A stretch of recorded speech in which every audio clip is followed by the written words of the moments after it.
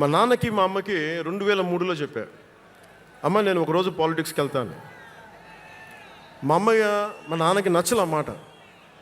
శుభ్రమైన కెరీర్ పెట్టుకొని పిచ్చేంట్రా నీకనే.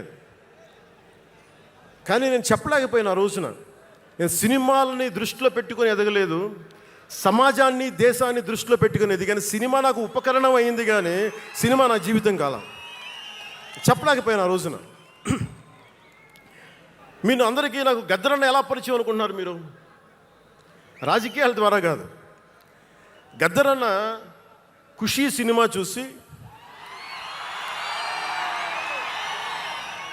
మా అన్నయ్య గారిని పట్టుకొని మా అన్నయ్య గారి దగ్గరికి వచ్చి, మా పెద్దన్నయ్య గారి దగ్గరికి వచ్చి, మీ తమ్ముడిని కలవాల్సిందే నేను. మా అన్నయ్య ఫోన్ చేశారు, అని నేను గద్దర్ గారు కలుస్తారంటారా. నాకు గద్దర్ గారు అంటే ఇష్టం చిన్నప్పటి నుంచి, మా నాగబాబు గారి దయ వల్ల.